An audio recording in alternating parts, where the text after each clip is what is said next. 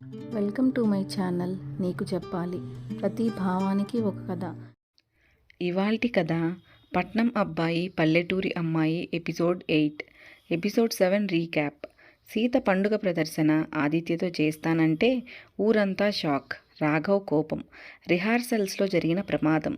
రాఘవ్ను కాపాడిన Aditya. Episode 7 full episode మన ఛానల్లో ఉంది, చెక్ చేయండి. ఎపిసోడ్ 8. స్టేజ్ మీద లైటింగ్ ఇన్సిడెంట్ తరువాత ఊరంతా దాని గురించే మాట్లాడుకుంటున్నారు. కొంతమంది ఆదిత్య నిజంగా మంచి మనసున్న వ్యక్తి, రాఘవ్కు అతనికి ఎన్ని మనస్పర్ధలు ఉన్నా అతనిని కాపాడాడు అని. మరికొందరు ఇది పల్లెకు తగదు, అతను సీత దగ్గర మంచివాడు అనిపించుకోవడం కోసమే ఇలా అని మరికొందరు అనుకున్నారు. సీత మనసులో మాత్రం ఆదిత్య మీద ప్రేమ, గౌరవం మరింత పెరిగాయి. ఆ సంఘటన తరువాత ఆదిత్య ఇంటికి వెళ్ళి తాతయ్య పక్కన కూర్చున్నాడు. చాలా మంచి పని చేశావు ఆదిత్య, నా మనవడివని చెప్పడానికి నేను గర్వపడుతున్నాను అంటాడు. ఊరంతా మీ ప్రేమను అర్థం చేసుకుంటారులే, ఇకనైనా నువ్వేంటో వాళ్ళకి అర్థమవుతుంది అంటాడు.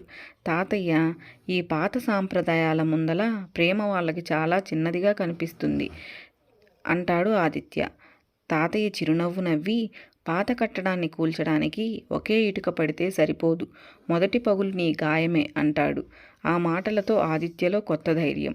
రాఘవ్ ఇంటి ముందు చిన్న చలిమంట, దాని ముందు కూర్చొని ఆలోచిస్తూ ఉన్నాడు రాఘవ్. సీత ఆదిత్యలో ఏమి చూసిందో రాఘవ్కు ఇప్పుడు అర్థమవుతుంది. సీతని ఎందుకు కోల్పోయానని తనలో తానే మదనపడుతున్నాడు. జరిగిపోయిన గతం తిరిగి రాదని బాధపడుతున్నాడు. మళ్ళీ రిహార్సల్స్ ప్రారంభం. ప్రాక్టీస్ మొదలుపెట్టారు. అందరూ ఆదిత్య చేతిని చూస్తున్నారు. రాఘవ్ ప్రదర్శన నుండి తప్పుకున్నాడు. ఊరి పెద్దలలో చర్చ మొదలైంది. కొందరు పెళ్ళి ప్రేమతో జరగాలి, బలవంతంతో కాదు అన్నారు. ఇంకొందరు మొదటిసారి మనం మన ఊరిలో అమ్మాయి మాట వింటున్నాం, అది ఎంతవరకు కరెక్టో ఆలోచించండి అని కొందరు చెప్పారు. రాఘవ్ సైలెంట్గా చూస్తున్నాడు. కొంచెం సేపటి తరువాత సీత ఎక్కడ సంతోషంగా ఉంటుందో అక్కడే ఉండనివ్వండి అని చెప్తాడు. ఆదిత్య, సీతలతో సహా రాఘవ్ మాటలకు అందరూ షాక్ అయ్యారు. ఆదిత్య, సీత, రాఘవ్ ముగ్గురు పూల గుడిసె దగ్గర ఉన్నారు. ఆదిత్య సైలెంట్గా చూస్తున్నాడు. రాఘవ్, నిన్ను దూరం చేసుకోవడం వల్ల ఏమి కోల్పోయానో ఇప్పుడు అర్థమవుతుంది సీత అన్నాడు. సీత అతని మొహం చూడకుండా అడిగింది, నీ నుండి నేను వెళ్ళిపోతున్నప్పుడు నువ్వు ఎందుకు నన్ను ఆపలేకపోయావు అని అడిగింది. రాఘవ్, అప్పుడు నాకు ప్రేమ అంటే నా మాటే వినాలని అనిపించింది, కానీ తెలుసుకున్న ప్రేమంటే వినడమని. అతని కన్నుల్లో శాంతి. సీత రాఘవ్ భుజం మీద చేయి వేసి, చాలా థ్యాంక్స్, ఇప్పటికైనా నువ్వు మారావు, అది చాలు అని అన్నది.